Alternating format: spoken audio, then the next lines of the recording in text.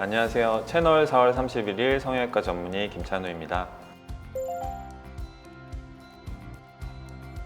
두 수술은 비절개 쌍꺼풀 수술의 하위 분류에 해당합니다. 그렇기 때문에 이제 비절개 쌍꺼풀 수술이 어떻게 진행되는지 먼저 그 간략한 프로세스를 먼저 이해하시는 데 도움이 될 것 같은데요. 첫 번째로는 이제 쌍꺼풀 수술하기 위해서는 환자와 상담을 하고 어떤 쌍꺼풀 라인을 원하시는지, 그리고 어느 정도 높이를 원하는지 그런 걸 이제 결정을 해서 술전에 이제 눈꺼풀의 디자인을 하게 됩니다. 디자인을 끝난 다음에는 환자분마다 눈꺼풀의 폭이 좀 달라서 작은 구멍들을 눈꺼풀 위에 이렇게 몇 개 내게 됩니다. 대개는 한 5개에서 7개 정도의 작은 구멍을 뚫게 됩니다. 다음으로는 이 이제 포인트 홀드를 통해 가지고 얇은 그 봉합사를 통과시켜서 쌍꺼풀을 만들게 되는데요. 바로 이 단계에서 이제 매몰법과 자연유착법이 조금 달라진다고 보시면 됩니다. 매몰법의 경우는 이 작은 포인트 홀을 통해서 봉합사가 피부 바로 아래층에 이제 진피층과 그리고 그 안검판이라고 해서 눈꺼풀 안쪽에 들어있는 작은 연골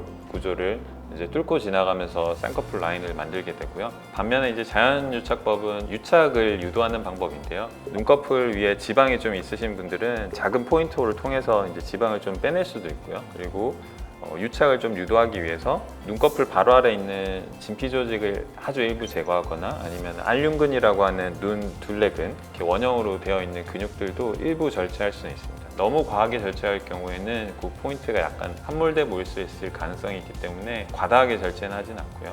유착을 조금 더 유도해야 될 경우에 단순한 매몰법보다는 쌍꺼풀이 풀릴 확률이 조금 높은 환자들에 있어서 자연유착법을 조금 선호하는 편입니다.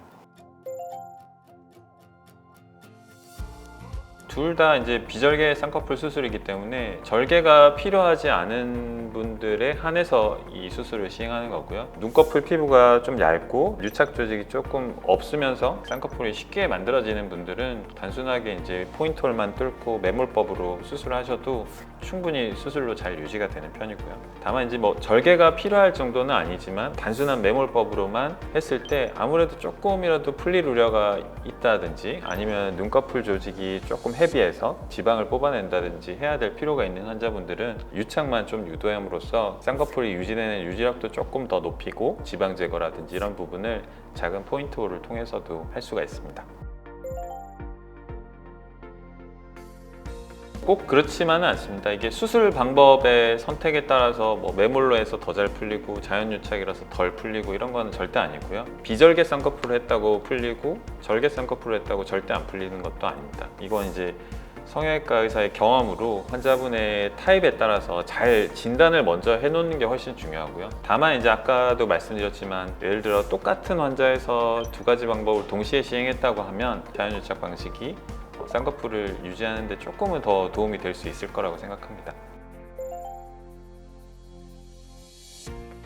자연유착법으로 쌍꺼풀을 비교적 좀 높게 잡았는데 나는 이제 높은 라인이 싫어서 좀 더 낮추고 싶다. 이런 경우에는 재수술을 할 경우에 절개 방법을 택하게 되는 경우가 많은 것 같고요. 반대로 자연유착법으로 라인을 잡았던 것이 내가 생각했던 것보다 좀 라인이 좀 낮아서 나는 좀 더 큰 쌍꺼풀을 만들고 싶다 라고 하면 비절개 매몰법 정도나 아니면 새로운 자연유착법으로 쌍꺼풀 라인을 조금 더 높일 수도 있습니다. 하지만 이제 이게 일괄적으로 말씀드릴 수 있는 부분은 아니고요. 가장 정확한 거는 이제 환자분 상담 오셔서 저희가 눈 뜨고 감는 액션도 한번 관찰해보고 쌍꺼풀 라인이 어디 있는지도 확인해보고 조직도 직접 손으로 이렇게 진찰을 해서 직접 만져보고 어느 정도의 힘이 유지되고 있기 때문에 이분은 이제 절개법으로 해야겠다 아니면 비절개법으로도 수정이 가능하겠다 이런 결론이 나는 것 같습니다. 오늘은 많이들 쌍꺼풀 수술로 선택하시는 비절개 쌍꺼풀 수술의 대표적인 매몰법 하나는 이제 자연유착법에 대해서 이 수술이 어떤 수술인지 장단점은 어떻게 있는지 어떤 환자분이 적합한지에